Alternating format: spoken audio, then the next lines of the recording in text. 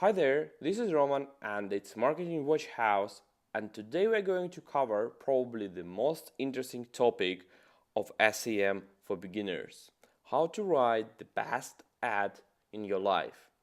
And this is a very interesting topic because a lot of people saying about the ready to go templates, very easy things to use, and a lot of like magic pillows. I'm not doing this channel to give you a magic pillow because I'm absolutely sure that there is no magic pillow in this world. What I wanted to do is to show you how to write the ad for Google Ads, like from the scratch, what you should to consider, what you should think about, and then I wanted to let you go and to experiment and to try new things all the time. Because there is no such a thing like a best ad. The ad copy can be the best today and the really bad tomorrow. It's very depending on the context of situation, depending on time, it's depending on your competitors and the product you sell, a lot of things there. So I'm just telling you how to do that from the scratch. Remember the rule: one keyword, one ad group, three ads, because we wanted to make an exact, detailed, precise answer for each exact question people ask. So we need to understand what is this exact answer. What is a good ad in terms of SEM? There are two different perspectives to understand whether your ad is good or not. First is a customer perspective. If somebody is typing something in Google, we usually are very lazy and we're really in a rush. We really hurry to get to solve our problem. So the first and the main thing you have to understand that if your ad copy is difficult to read, it consists of a big, long, and maybe dictionary correct, vocabulary correct words, but are not really used by guys every day. It is a bad ad copy, because ad copy should be easy to read. It should be extremely relevant to research and answer the question. So, for example, if somebody is looking, where is the closest Mercedes shop? You should not just put this question in your headline, you should actually answer it. It should be juicy and tasty, so your ad copy should make me feeling uncomfortable. I wanted to click it because your offer is extremely good. And it also should be motivating and clear. You should tell people what you expect them to do. From a system perspective, the rules are a little bit different. First, and the most important thing for the system, is to make your ad copy extremely relevant to the search. The more words from a search query you have in your ad copy, the better. Second thing, it should be very detailed. It should contain as many headlines as possible, as many descriptions as possible, and they all should be long, as long as possible. And also should have a very good click-through rate.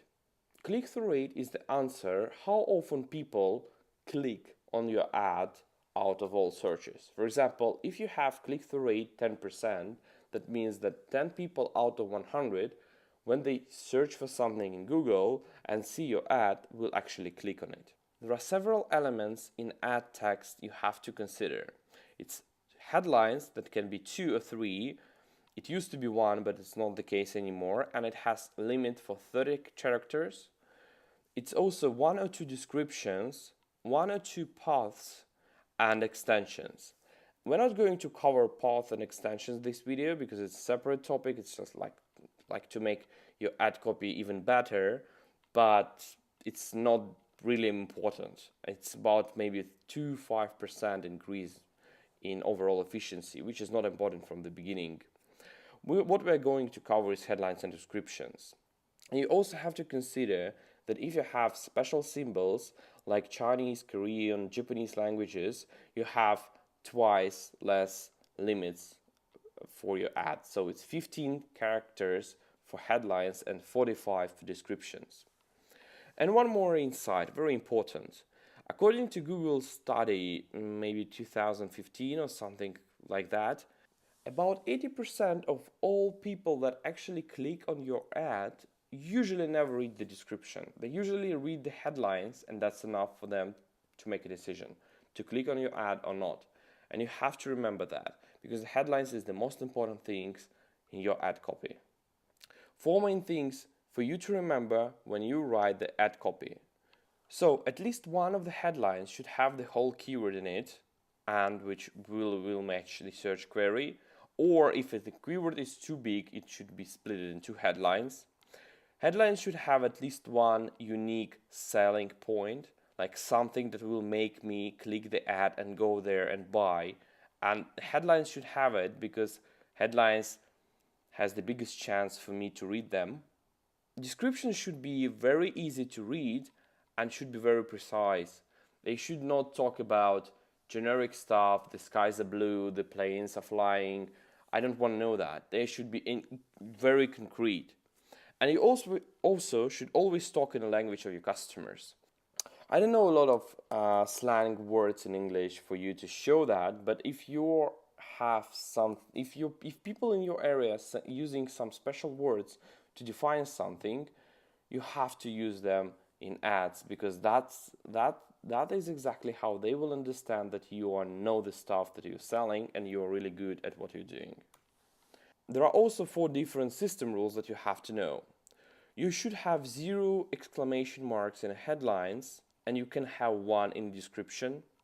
You always have a limited space for the text, so you can't make very long sentences, and the space is limited but depending on which characters you use. And if you use special characters, this character will be counted as double. For example, a smile emoji. I'm not sure if they actually is it possible to use them, but you better always use just Latin. Never use someone else's brand name in the text. You can bid on a keyword that containing word apple, but you can't use word apple in ad copy. It's very depending on the different laws in different countries, but unless you're actually selling iPhones, don't say that you are selling Apple. And never do caps lock games in a text. No capitalization. You can make all your letters capital if you're writing something like NASA or Human Health Organization, NATO, or something that actually stands for long words, but you can't make your ad copy capital. That's against the rules. And again, there is no magic pill for perfect text, but there are some things you have to know. First, short is better than long. And it's not about the full text, it's about your sentences. Compare. First, there is a big variety of different cards that you can pick for you. Okay, it's not perfect English, but I think you get the idea. Like, this text is quite nice, but it says nothing. Instead of that, I would use 4 bullets, like 374 cars available, full insurance included, 1 year support on the roads, call today. This is exactly what I'm meaning. Short sentences, each containing the main thought, and you should do the same stuff in your descriptions and headlines. You should have trigger words. Trigger words is something that makes you pay attention. On the very bottom of the screen, you can see some examples. For example, sale, free, now, cheap. A lot of other ways to do that, like save your time, secure. You also should consider that we love numbers. Numbers make people believe you. And more unique numbers you have, it's better. For example, 24-hour support, 376 models, 482 parking slots, 21 colors. Bad examples of the numbers when you have a lot of zeros and the numbers are too nice. For example, 350 models is not as good as 347 models because 347 models is concrete and precise, and 350 is just like 350, maybe 300, maybe 400. Nobody knows. And we also love facts. At least we think that we love facts. Nobody can actually check if you have these cars, but that will make us to believe that you have understanding, that you know the stuff. And we also don't care about you and your business. We care about our profits, but we'll cover this a little bit later. And don't make creative things there. Like, people love jokes, but people never buy something from the jokers. That's something you have to remember. Everything that is joking or everything that is funny should stay for the video content, but should be very, very, very far away from SEM. And you also have to remember about the call to actions, like call today in my first example. Call to action is something that tells me what you expect me to do right now. If you type the call to action, the chance I will actually go and do that is much higher. For example, if you write call today instead of order now, you will see that much more people are starting to call you, not ordering. I mean, they probably ordering by phone, but what you actually want to do is to make order if it's e-commerce and to make call if it's selling of Mercedes, yes? Because you don't usually buy a car on the site. And again, talk about the customer, talk about me, not about you. Me is something that benefits me, something that I really love. For example, I don't care how many delivery men you have, but I care how much time you need to deliver the stuff. I don't care how much years you are in a business, unless you're a lawyer or something that actually needs this, or a stock marketer, or you sell stocks, or I don't know. It's not so many business types that actually requires a lot of time in the business. But what I actually love, if you give me the money back guarantee, or you guarantee me the result of the project, or you guarantee me the results, or you guarantee me the success, or anything else, that benefits me today.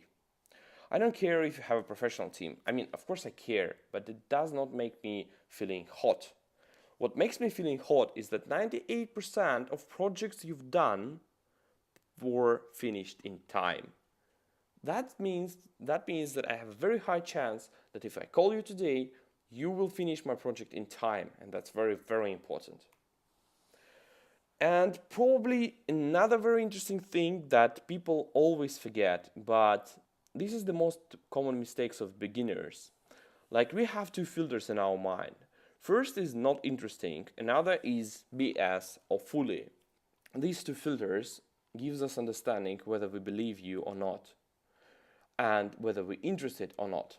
For example, if you make 1% sale, that is not interesting. Come on, even if you're selling a house for $1 million, 1% sale is not tasty. But if you are doing 60% sale, that will make me think that you're selling crap.